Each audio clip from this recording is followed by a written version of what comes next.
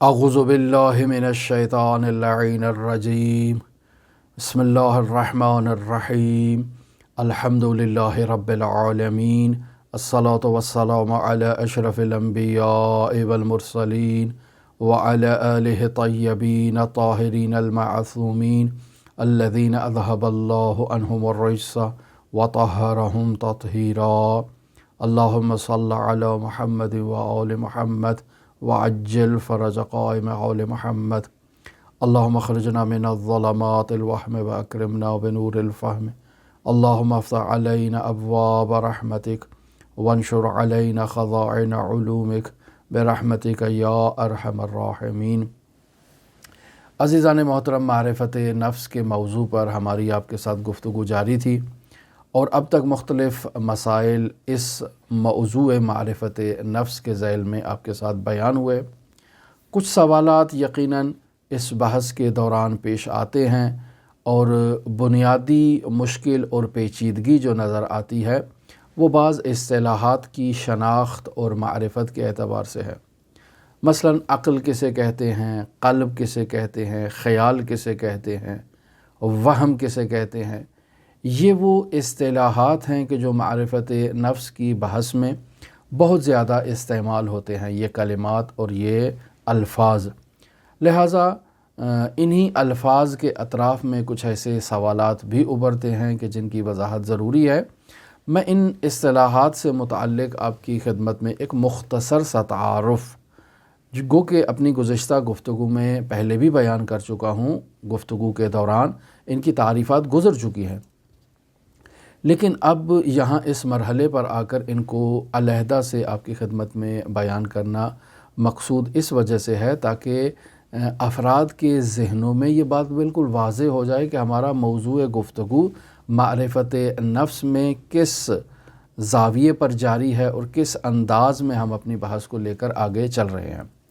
سب سے پہلے اگر ہم آئیں خیال کسے کہتے ہیں یا وہم کسے کہتے ہیں، قلب اور عقل کسے کہتے ہیں، تو بطور کلی کہوں کہ یہ انسان کے نفس کی صلاحیتوں میں سے صلاحیتیں ہیں، یعنی انسان کے نفس کی جو طاقتیں ہیں، جو قوتیں ہیں، انہی طاقتوں اور قوتوں کو کہا جاتا ہے۔ یہ انسانی طاقتیں، چونکہ انسان کی حقیقت اس کا نفس ہے، پس انسان کی باطنی طاقتوں اور قوتوں میں سے ایک طاقت کا نام خیال ہے۔ خیال کا دوسرا نام میں پہلے بھی آپ کی خدمت میں بیان کر چکا کہ اسے قوہ مصورہ بھی کہا جاتا ہے۔ جیسے ایک کیمرہ ہے، آپ اس کیمرے سے تصاویر کو کھینچتے ہیں۔ خداوند متعال نے بھی انسان کو ایک کیمرہ عطا کیا ہے اور اس کیمرے کا نام ہے خیال۔ یہ کیمرہ صورتوں کو اور تصاویر کو کھینچتا ہے اور اس کو اپنے میموری میں ذخیرہ کر لیتا ہے اور سیو کر لیتا ہے۔ کیمرے کا بھی تو یہی کام ہے۔ مثلاً آپ کیمرے سے تصاویر کھینچتے ہیں، 40، 50، 60 تصویریں کھینچتے ہیں، اور جب اس کی میموری کو نکال کر آپ کمپیوٹر میں ڈالتے ہیں تاکہ ان تصاویر کو مشاہدہ کر سکیں، تو آپ نے نوٹ کیا ہوگا کہ ہر تصویر کے نیچے اس کا ایک ٹائٹل، اس کا ایک نام موجود ہوتا ہے۔ اس نام سے اس کیمرے نے اس تصویر کو اپنی میموری میں سیو کیا ہے اور ذخیرہ کیا ہے، اور تمام کی تمام وہ تصاویر، چاہے 30 ہیں، 40 ہیں، 50 ہیں، وہ سب ایک دوسرے سے جدا ہیں، الگ الگ ناموں سے وہاں پر سیو کی گئی ہیں۔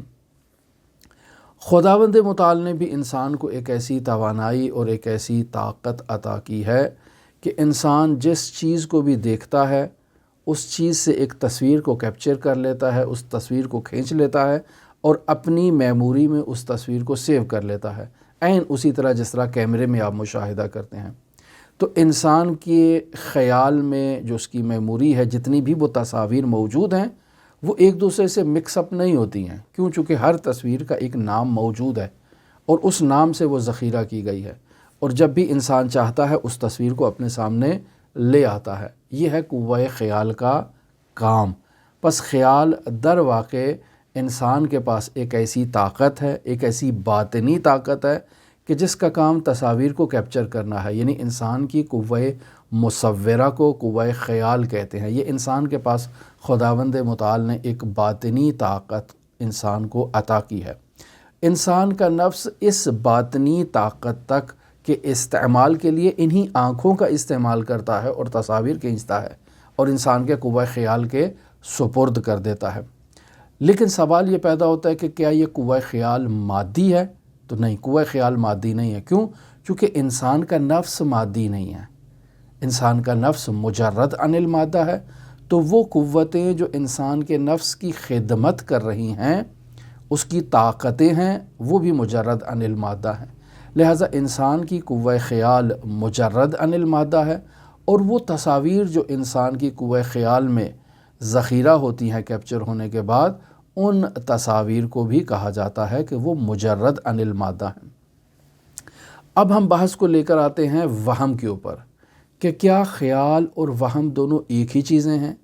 تو ایک بہت بڑے عارف، بہت بڑے فیلسوف جن کا نام شیخ اشراق ہے، اور ان کی ایک بہت ہی گراں قدر کتاب انہی کے نام سے فلسفہ اشراق اور حکمت اشراق کے عنوان سے پہچانی جاتی ہے، ان کی نظر کے مطابق خیال اور وہم ایک ہی چیز کے دو نام ہیں، دو مختلف چیزیں نہیں ہیں۔ جبکہ مرحوم صدر الدین شیرازی ملا صدرہ رحمۃ اللہ علیہ کی نظر مبارک یہ تھی کہ نہیں، خیال اور وہم ایک چیز کا نام نہیں ہے۔ خیال صورت کو ابداع کرتا ہے، صورت کو ایجاد کرتا ہے، صورت کو تصور کرتا ہے۔ خیال کا یہ کام ہے کہ مثلا میں نے یہ گلاس دیکھا تو اس گلاس کی تصویر کو کیپچر کر لیا اور اس کو تصور کر لیا۔ بس اوقات میرا خیال ان تصاویر کو ابداع کرتا ہے جنہیں میں نے خارج میں اصلاً مشاہدہ ہی نہیں کیا ہے، یعنی ایسی موجودات جیسے سونے کے دریا کا تصور کرنا، جیسے یہ لیکوڈ پانی ہوتا ہے، ایسے ہی آپ سونے کے ایک دریا کا تصور کر لیں یا سونے کے ایک پہاڑ کا تصور کر لیں کہ جو مکمل گولڈ پر مشتمل ہے۔ خوب یہ میں نے خارج میں اس دنیا میں کہیں ایسی چیزوں کو مشاہدہ نہیں کیا ہے، لیکن میری قوہ خیال اسے کیپچر کر کے میرے ذہن میں ذخیرہ کر لیتی ہے، چونکہ میں نے پہاڑ دیکھے ہوئے ہیں، میں نے پانی دیکھا ہوا ہے، سمندر دیکھا ہوا ہے، تو اسی کے مشابہ میری خیال ایسی توانائیاں رکھتی ہے، صلاحیت رکھتی ہے کہ ایسی تصاویر کو بھی جو ہے وہ ابداع کرتی ہے، ایجاد کرتی ہے اور انہیں تصور کرتی ہے اور انہیں ذہن میں انسان کے خیال کے پاس، میموری کے پاس سیو کر لیتی ہے۔ جبکہ انسان کے پاس ایک ایسی دوسری طاقت اور دوسری قوت بھی موجود ہے کہ جس کا کام تصاویر کو کیپچر کرنا نہیں ہے، بلکہ یہ ان تصاویر سے معانی کو باہر نکال کر اسے اپنے پاس جو ہے نا وہ لے کر آتا ہے۔ اس قوت کا نام قوہ وہم ہے۔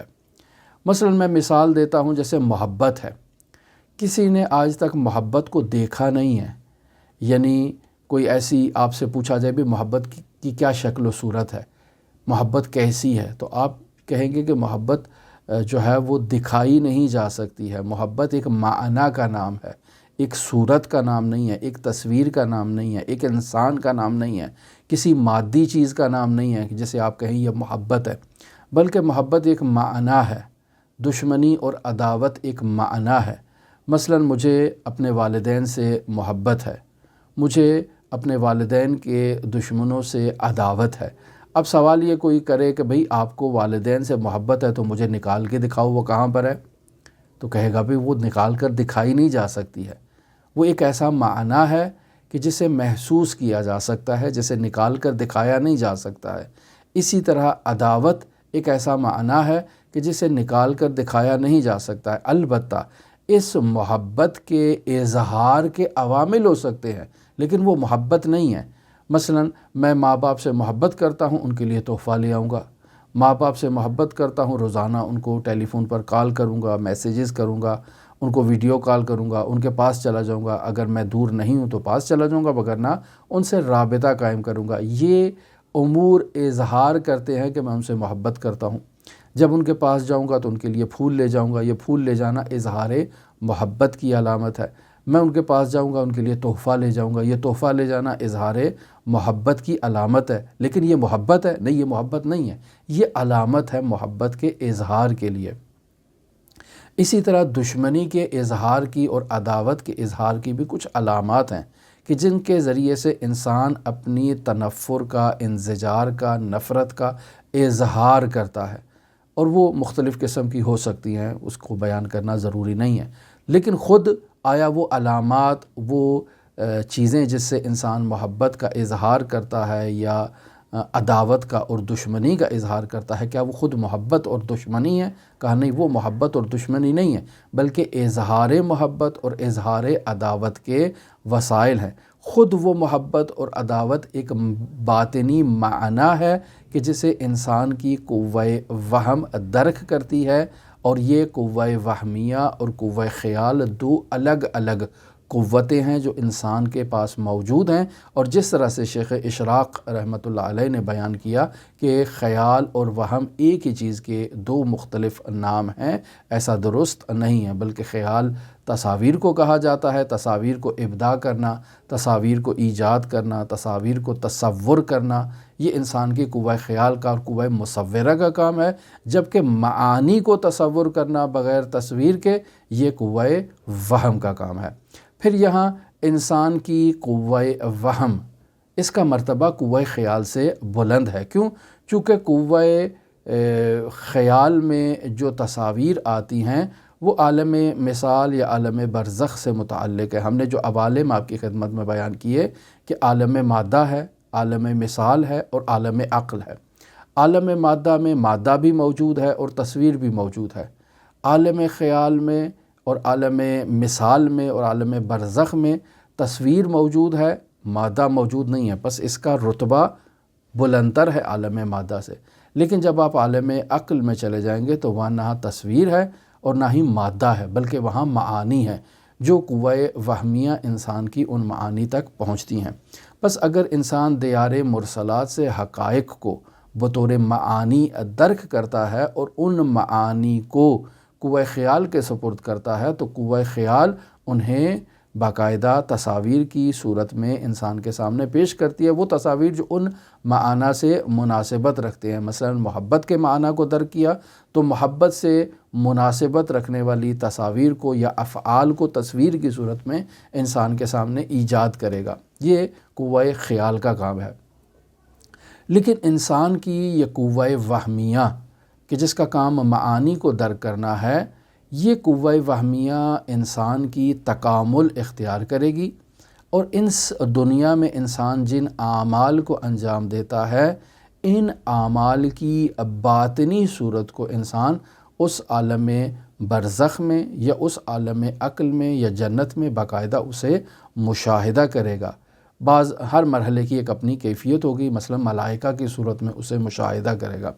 لہٰذا مثال آپ کی خدمت میں دیکھیں کہ انسان اس دنیا میں موحد ہے، خداوند متعال کی توحید پر اس کا عقیدہ ہے، حضرات ائمہ معصومین علیہم الصلاۃ والسلام کی ولایت اور خلافت رسول خدا صلی اللہ علیہ وآلہ وسلم پر انسان کا عقیدہ ہے، رسول خدا صلی اللہ علیہ وآلہ وسلم سے محبت یہ انسان کے وجود میں جو موجود ہے، یہ ایک معنی ہے جو انسان کے پاس موجود ہے۔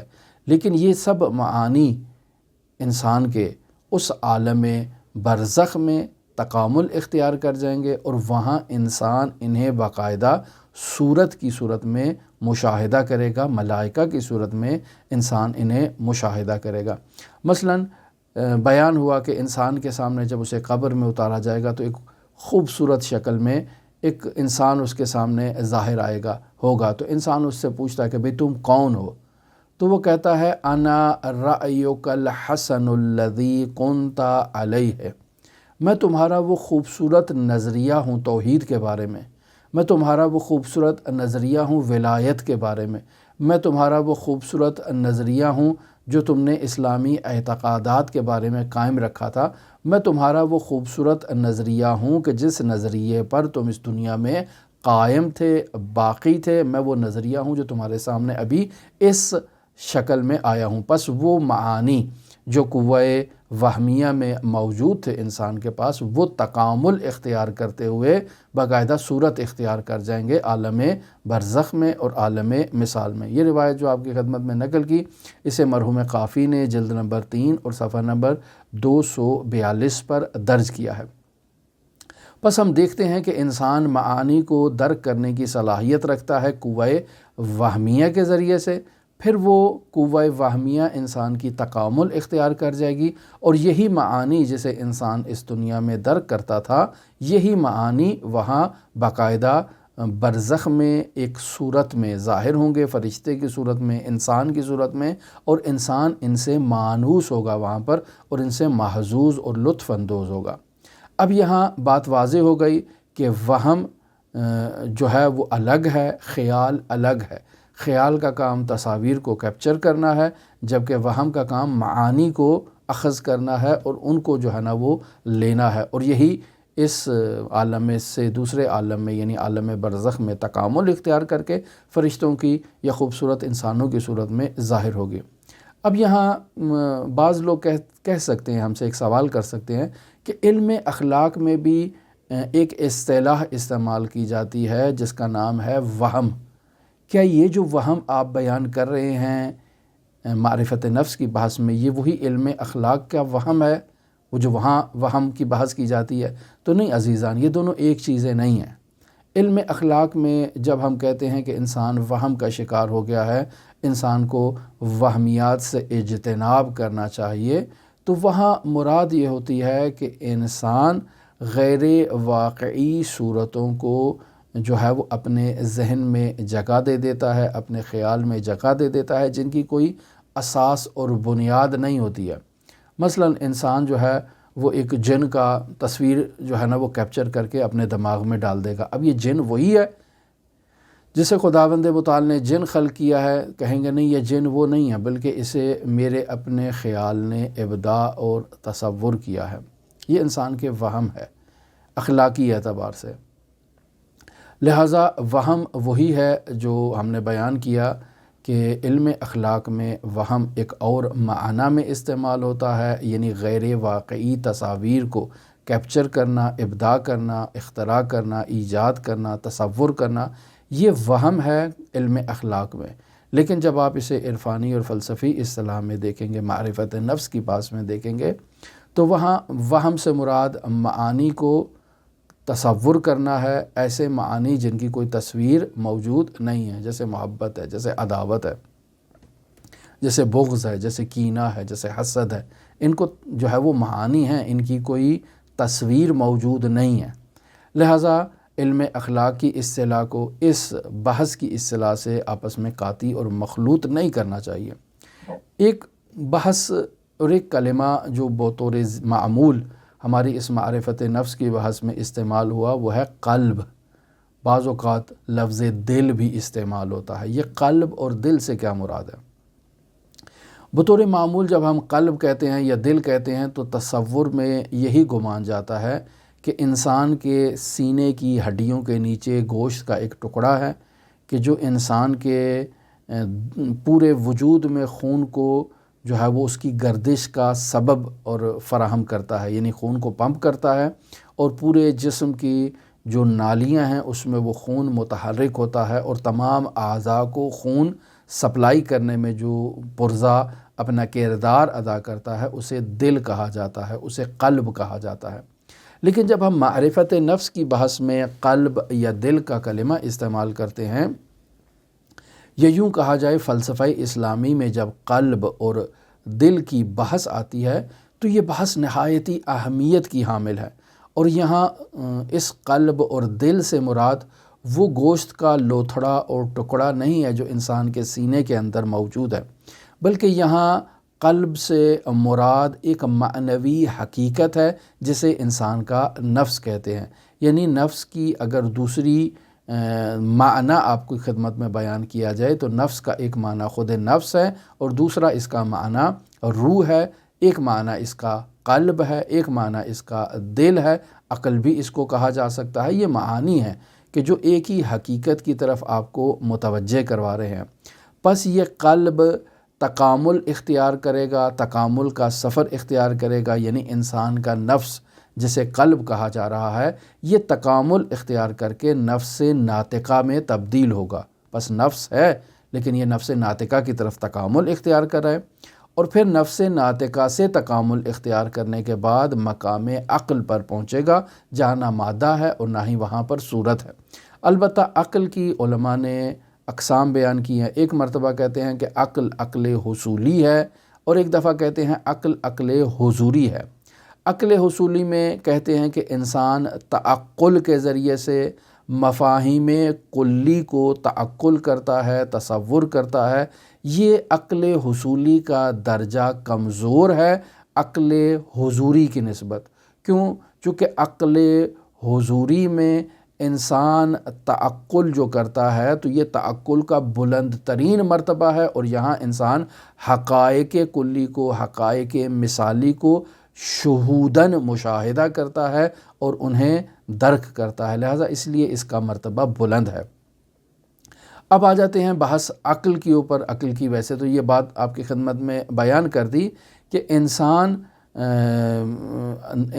کا جو نفس ہے، جو قلب کے مرتبے پر ہے، جسے قلب کہا گیا ہے، یہی نفس اور یہی قلب تکامل اختیار کرتے ہوئے نفس ناطقہ کے مرحلے پر جائے گا، اور نفس ناطقہ تکامل اختیار کرتے ہوئے عقل کے مرحلے پر فائز ہوگا۔ لیکن عقل کیا ہے؟ کہتے ہیں عقل انسانی قوتوں میں سے ایک قوت کا نام ہے۔ یہ بھی مادی قوت نہیں ہے، بلکہ عقل مادے کو، صورت کو ایک دوسرے سے جدا کرنے کی صلاحیت کو کہتے ہیں۔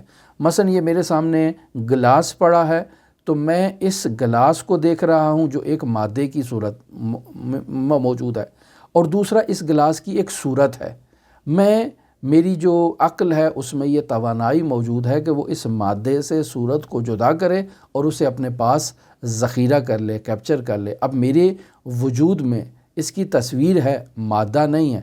پس عقل کا کام ہے معانی کلیہ کو درک کرنا، عقل کا کام ہے معانی کو تصور کرنا، عقل کا کام ہے قضایا کو تشکیل دینا، ایک دو قضایا کو آپس میں ترکیب دینا، استدلال کرنا، برہان قائم کرنا۔ یہ سب چیزیں جو ہے وہ عقل کی بدولت انسان انجام دیتا ہے۔ اور یہاں پر فلاسفہ آ کر پھر عقل کی اقسام بیان کرتے ہیں، کہتے ہیں عقل حیولائی ہے، عقل بالملکہ ہے، عقل بالفعل ہے، اور عقل مستفاد ہے۔ یہ اقسام ہے کہ جب آپ فلسفہ اسلامی کی طرف توجہ دیں گے تو یہ اقسام وہاں آپ کے سامنے پیش کی جائیں گی۔ اب یوں انسان سے سوال کیا جا سکتا ہے کہ انسان جو یہ معرفت نفس کی بحث سن رہا ہے، پڑھ رہا ہے، تو وہ یہ سوال اس کے ذہن میں ابھر سکتا ہے کہ انسان کی عقل، انسان کے قلب، انسان کے خیال اور انسان کے وہم میں آپس میں کیا ربط پایا جاتا ہے۔ تو یوں تو ہم آپ کی خدمت میں بیان کر چکے کہ عقل، قلب، وہم اور خیال یہ سب انسان کے نفس کی صلاحیتوں کا نام ہے، اور سب مجرد عن المادہ ہیں۔ لیکن اگر آپ اس کو اس مادے میں، اس عالم دنیا میں اس کی مثال کو تلاش کرنا چاہیں انہی چیزوں سے متعلق، تو اس کو یوں بیان کیا جا سکتا ہے کہ انسان کے پاس ایک بدن ہے، جسم ہے، اور اس جسم کے پس پردہ انسان کے پاس عقل بھی موجود ہے، انسان کے پاس خیال کی طاقت بھی موجود ہے، انسان کے پاس وہم کی طاقت بھی موجود ہے۔ پس انسان خود سے یہ اپنے وجود کو حکم دیتا ہے کہ یہ گلاس جو تمہارے سامنے پڑا ہے اسے اٹھا لو۔ اب انسان کو یہ حکم ہوا کہ گلاس کو اٹھا لو، یعنی خود انسان نے خود کو یہ آرڈر جاری کیا ہے کہ اس گلاس کو اٹھا لو، تو اب یہاں پہلے اس بارے میں انسان نے تعقل کرنا ہے، اور اس عمل کی یعنی گلاس کو اٹھانے کی جو کنڈیشن ہے، جو ایک تصویر ہے، جو ایک فلم ہے، وہ اس کی عقل جو ہے وہ اس کو تعقل کرے گی، اس کے بارے میں سوچے گی، اس کے بارے میں تصور کرے گی، خیال کے ذریعے سے باقاعدہ اس کو ایک تصویر کی جو ہے نا وہ مسلسل کی صورت میں ڈھالے گی، اس کا تصور کرے گی، اور پھر اس کے بعد انسان کا نفس ناطقہ انسان کی اس باڈی کو آرڈر دے گا کہ اس گلاس کو اسی ترتیب کے مطابق اٹھاؤ جو تم نے تصور کیا ہے۔ بس یہ ساری چیزیں ولو اچانک ایک پلک جھپکتے میں انسان انہیں انجام دیتا ہے، لیکن ان کے مراحل ہیں، اور یہ سب انسان کے نفس ناطقہ کی قوتیں ہیں۔ اب یہاں ممکن ہے کوئی شخص یہ سوال کرے کہ انسان کے نفس ناطقہ میں جو صلاحیتیں یہ ہم نے بیان کی ہیں، ان صلاحیتوں کو ہم جو ہے وہ عقل کی طرف نسبت دے رہے ہیں، وہم کی طرف نسبت دے رہے ہیں، خیال کی طرف نسبت دے رہے ہیں، تو ان کو ہم انسان کے مغز کی طرف نسبت کیوں نہیں دیتے؟ وہ مغز جو انسان کی کھوپڑی میں موجود ہے۔ مثلا ہم کہتے ہیں کہ انسان کا مغز الیکٹرو مغناطیسی ویوز ایجاد کرتا ہے، اور ان ویوز کے ذریعے سے یعنی یہ ویوز بھیجتا بھی ہے اور دریافت بھی کرتا ہے۔ لہٰذا ان ویوز کے ذریعے سے انسان کا مغز جو ہے وہ دوسروں کو درک کرتا ہے، دوسری اشیاء کو درک کرتا ہے اور ان سے رابطہ قائم کرتا ہے۔ تو کیا حرج ہے کہ میں کہوں کہ میں نے اس گلاس کو جو اٹھانا ہے یہ میرے مغز نے الیکٹرو مغناطیسی ویوز کے ذریعے سے جو ہے نا وہ اس کام کو انجام دیا اور آرڈر دیا اور رابطہ قائم کیا اس گلاس کے ذریعے سے، اور میرے ہاتھوں کو حکم دیا، میں نے اس کو اٹھا لیا۔ عزیزان محترم، ہم اپنی گفتگو کے آغاز میں اس نقطے کی طرف اشارہ کر چکے تھے کہ معرفت نفس کی بحث میں ہم نے صرف کلمات ادا کرنے اور موٹے موٹے الفاظ بیان کرنا اور گزر جانا یہ مقصد نہیں ہے، بلکہ یہاں اس بحث کا مقصد تجرباتی گفتگو کرنا ہے۔ یعنی اگر ہم کو بات کر رہے ہیں تو آپ اپنے وجدان میں، اپنے ضمیر میں، اپنے باطن میں جھانک کے دیکھیں کہ آیا واقعاً یہ جو بات کہی جا رہی ہے یہ درست ہے۔ مثلا سوال کیا گیا ہے کہ انسان کی یہ جو نفس ناطقہ میں موجود قوتیں ہیں انہیں انسان اپنے مغز کی طرف نسبت کیوں نہیں دیتا ہے؟ تو یہاں پھر ہم انسان سے یہ سوال کر سکتے ہیں، جو ہم سے سوال کر رہا ہے ہم اس سے سوال کر سکتے ہیں کہ ہم خود کو مغز تصور کرتے ہیں؟ یہ جو میری کھوپڑی کے اندر گوشت کا ایک ٹکڑا موجود ہے، کیا ہم یہ تصور کرتے ہیں کہ ہماری حقیقت وہ مغز ہے؟ کیا ہم اپنے مغز کو محسوس کرتے ہیں؟ جیسے میں ان ہاتھوں کو محسوس کر رہا ہوں، ان ہاتھوں سے جو اشیاء کو لمس کر رہا ہوں، پکڑ رہا ہوں، انہیں بھی محسوس کرتا ہوں، لیکن کیا میں اپنے مغز کو محسوس کرتا ہوں؟ تو یقینی بات ہے کوئی بھی اس کا جواب پازیٹیو صورت میں نہیں دے گا۔ ہم اپنے جو بھی اعمال روزمرہ زندگی میں انجام دیتے ہیں، اپنے اطراف میں جتنی چیزوں کو بھی محسوس کرتے ہیں، ہم ان اعمال کو خود اپنی ذات کی طرف نسبت دیتے ہیں۔ ان اشیاء کو جو محسوس کرتے ہیں اس محسوسات کو ان اعضاء کی طرف نسبت دیتے ہیں۔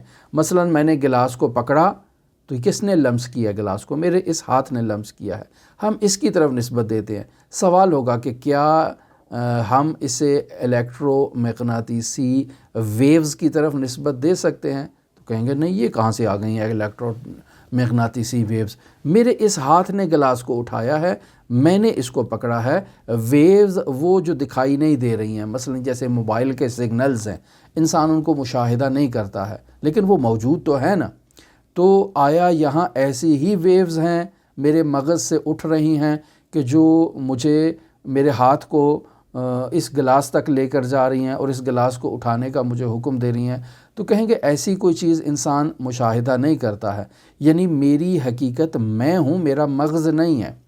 اشیاء کو جو اٹھاتا ہوں یا اشیاء سے جو رابطہ قائم کرتا ہوں، جو اشیاء کو احساس کرتا ہوں، یہ میں خود ان سے رابطہ قائم کرتا ہوں، الیکٹرو مغناطیسی ویوز ایسا نہیں کرتی ہیں۔ تو ہم بالوجدان اس سوال کو منفی صورت میں جواب دیں گے کہ جہاں سوال کیا جاتا ہے کہ انسان کا نفس ناطقہ جو ہے وہ جن قوتوں کو استعمال کرتا ہے ان قوتوں کو مغز کی طرف نسبت کیوں نہیں دی جاتی ہے، اور کیوں نہیں کہا جاتا ہے کہ انسان کا مغز الیکٹرو مغناطیسی ویوز کے ذریعے سے یہ کام انجام دیتا ہے؟ پس ہم نسبت دے رہے ہیں ان الیکٹرو مغناطیسی ویوز کی طرف اور ان سے نسبت دے رہے ہیں انسان کے دماغ کی طرف اور انسان کے مغز کی طرف۔ تو کہیں گے نہیں، بالوجدان ہم اس چیز کو ایکسیپٹ کرنے کے لیے تیار نہیں ہیں، چونکہ ہم نے تجربہ کیا ہے۔ فلاسفہ کہتے ہیں کہ ایک مدرک ہے، یعنی ایک کلمہ استعمال کیا جاتا ہے مدرک۔ مدرک اس میں فاعل کا کلمہ ہے عربی زبان میں۔ مدرک یعنی درک کرنے والا، جو خود میں ہوں، اور ایک کلمہ ہے مدرک، جس چیز کو درک کیا جا رہا ہے وہ کیا ہے؟ وہ گلاس ہے۔ اب سوال یہ ہے کہ مدرک اور مدرک، درک کرنے والا اور جس چیز کو درک کیا جا رہا ہے، کیا یہ دونوں چیزیں ایک ہیں؟ تو کہا جائے گا نہیں، یہ دونوں چیزیں ایک نہیں ہیں، ان میں مغایرت پائی جاتی ہے۔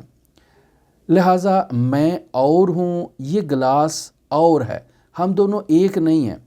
تو اسی طرح انسان اپنے بدن اور اپنے مغز کو درک کرتا ہے، یعنی میں خود کو درک کر رہا ہوں کہ یہ میرا جسم ہے، یہ میرے ہاتھ ہیں، یہ میری آنکھیں ہیں، یہ میرے ہونٹ ہیں، یہ میرا سارا جسم ہے، خوب اگر مزید تصور کروں تو کہوں کہ یہاں میری کھوپڑی کے اندر نیچے جو ہے نا وہ ایک مغز بھی موجود ہے، انسان انہیں درک کرتا ہے۔ تو انسان کا نفس ناطقہ جو ہے وہ بدن اور مغز کے علاوہ خود ایک باشعور موجود ہے، یعنی انسان کا نفس ناطقہ یہ تو ہاتھ ہیں، یہ مغز ہے، یہ ہاتھ بھی مادی ہے، یہ مغز بھی مادی ہے۔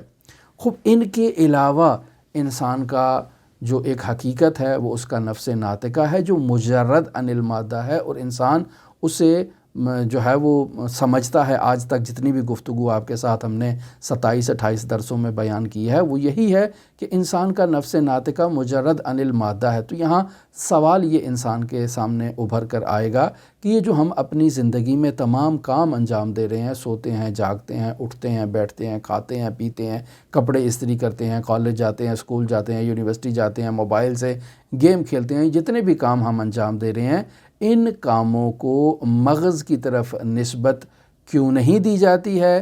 اس کی بنیادی وجہ یہ ہے کہ مغز کی طرف ہم ان کو نسبت اگر دیں تو کس طرح سے دیں گے؟ کہیں گے کہ الیکٹرو مغناطیسی ویوز کے ذریعے سے انسان نے ان کاموں کو انجام دیا ہے۔ تو پھر یہاں انسان منتقل ہوگا اس مغز کی طرف کہ اس مغز کے لیے بھی ایک الیکٹرو مغناطیسی ویوز کا ہونا ضروری ہے جو اس مغز کے ساتھ ان کا رابطہ برقرار کرے۔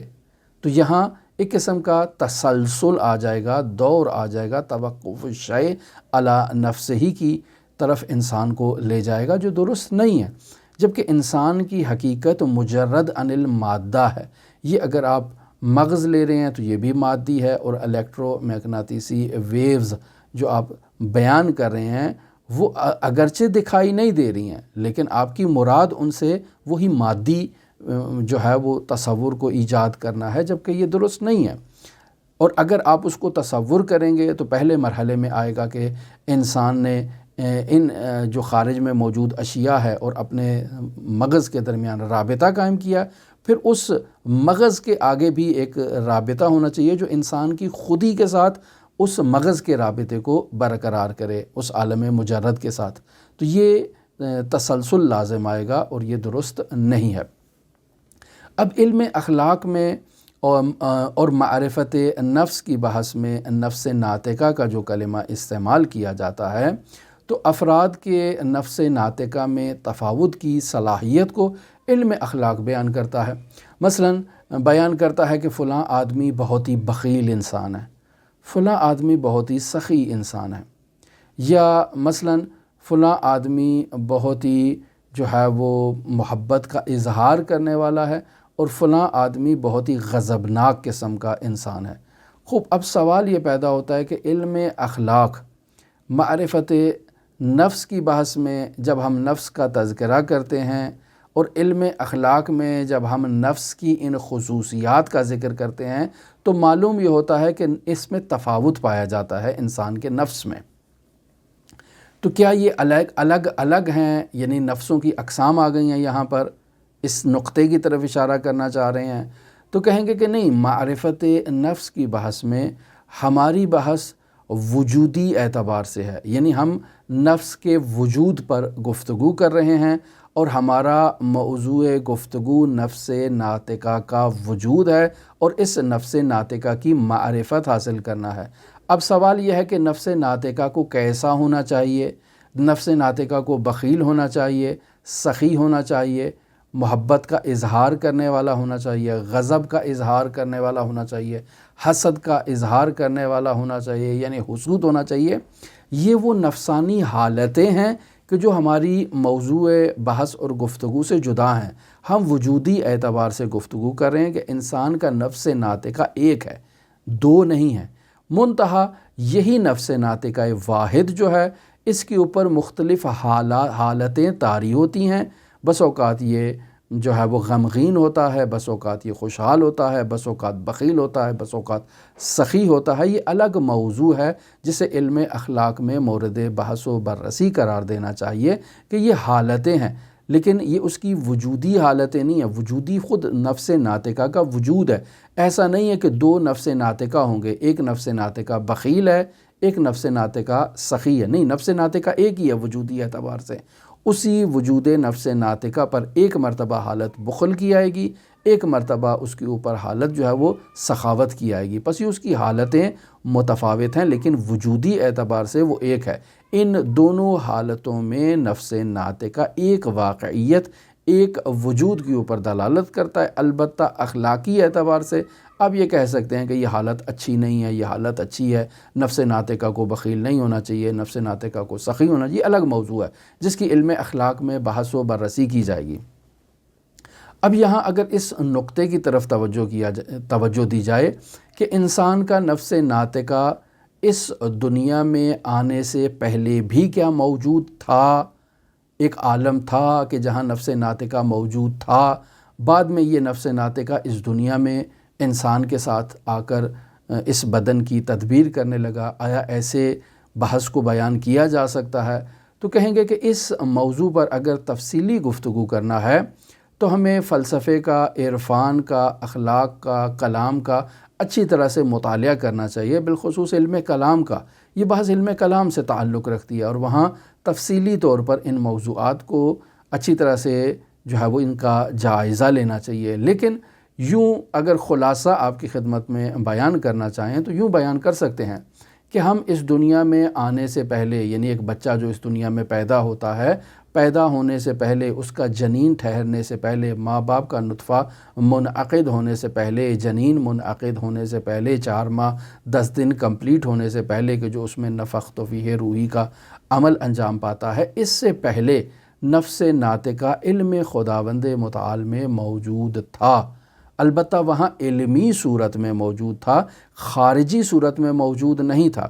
لہٰذا یہاں ملا صدرہ رحمۃ اللہ علیہ کا جو نظریہ ہے وہ نفس کے بارے میں یہ ہے کہ النفس جسمانیت الحدوث و روحانیت البقاء، یعنی ملا صدرہ نے اس نظریے کو یوں بیان کیا ہے کہ اس دنیا میں آنے سے پہلے انسان کا نفس ناطقہ مادہ اور جسم میں جو حادث ہوا ہے یہ جسمانیت الحدوث ضرور ہے، لیکن اس کی جو حقیقت ہے وہ روحانیت البقاء ہے، یعنی یہ نفس ناطقہ مجرد عن المادہ ہے۔ اس جسم سے جب یہ نفس ناطقہ جدا ہوگا تو مجرد باقی رہے گا، تو جسمانیت الحدوث ہے لیکن روحانیت البقاء ہے، یہ صدرہ نے بیان کیا ہے۔ لیکن ہمارا موضوع گفتگو یہ ہے کہ جسم میں حادث ہونے سے پہلے یہ نفس ناطقہ آیا وجود خارجی رکھتا تھا؟ تو کہیں گے کہ خارج میں وجود نہیں رکھتا تھا، لیکن علم باری تعالیٰ میں یہ نفس ناطقہ پہلے سے موجود تھا اور علمی صورت میں موجود تھا، خارجی صورت میں موجود نہیں تھا۔ اب ہم کل کی جو گفتگو آپ کے ساتھ کریں گے وہ ایک نہایت ہی اہم موضوع جسے کل کے اوپر موکول کر رہے ہیں، وہ یہ ہے کہ بعض اوقات آپ نے دیکھا ہوگا کہ معاشرے کے اندر انسان جو ہے وہ اعصابی بیماریوں میں مبتلا ہو جاتے ہیں، انسان پاگل ہو جاتے ہیں، انسان نفسیاتی مریض ہو جاتے ہیں۔ اب یہاں سوال یہ ابھرتا ہے کہ نفس ناطقہ بیمار ہے اور اعصابی بیماریوں میں مبتلا ہے، مشکلات میں مبتلا ہے، یا انسان کا بدن ہے کہ جو ان اعصابی بیماریوں میں مبتلا ہے؟ یہ ایک اہم موضوع ہے جسے انشاءاللہ کل آپ کی خدمت میں بیان کریں گے۔ ہماری دعا ہے کہ خداوند متعال ہمیں ان علمی مطالب کو، مباحث کو سمجھنے کی توفیق عطا فرمائے۔ یہ بہت پیچیدہ بحثیں نہیں ہیں، ہماری تو کوشش یہ ہے کہ انہیں آسان سے آسان الفاظ میں آپ کی خدمت میں بیان کیا جائے۔ آپ اگر توجہ کریں، دقت کریں، اپنے ذہن کو باہر کی جو مصروفیات ہیں ان سے خالی کر کے اگر اس گفتگو کو غور سے سنیں تو میں سمجھتا ہوں یہ اتنی پیچیدہ گفتگو نہیں ہے، ہر مومن اسے آسانی سے سمجھ سکتا ہے، اور معرفت نفس کے ذریعے سے انسان خداوند متعال کی معرفت میں ایک جدید اس کے لیے باب ایجاد ہوگا، حضرات اہل بیت علیہم الصلاۃ والسلام کی معرفت کے بارے میں ایک جدید عنوان سے اہل بیت علیہم الصلاۃ والسلام کی معرفت حاصل کرے گا، اور ہمارے معاشرے میں بہت سے جو شبہات پائے جاتے ہیں عقیدتی عنوان سے، اگر انسان معرفت نفس کی بحث کو اچھی طرح سے درک کر لے، سمجھ لے، تو معلوم ہوگا کہ یہ جو مشکلات ہماری اعتقادی اعتبار سے ہیں اس کی بنیادی وجہ میں ایک وجہ یہی ہے کہ ہم معرفت نفس کی بحث سے غافل ہیں۔ لہٰذا من عرف نفس فقد عرف ربہ، جس نے اپنے نفس کو پہچان لیا اس نے اپنے رب کو پہچان لیا۔ اس کے وسط میں یوں بھی کہا جا سکتا ہے کہ جس نے اپنے نفس کو پہچان لیا اس نے اپنے امام کو پہچان لیا، کیوں؟ چونکہ معرفت نفس ہی سے معرفت امام کو بھی درست انداز میں انسان حاصل کر سکتا ہے۔ ہماری دعا ہے کہ خداوند متعال ان پیچیدہ علمی مباحث کو ہمارے لیے آسان کرے، ہمیں انہیں سمجھنے کی توفیق عطا فرمائے۔ آپ تمام عزیزان کے لیے حضرت امام علی ابن موسیٰ الرضا علیہ الاف و تحیت و ثنا کی نورانی بارگاہ میں نائب و زیارہ بھی ہیں اور دعا گو بھی ہیں۔ اللہم صلی علی محمد و آل محمد وعجل فرج قائم آل محمد۔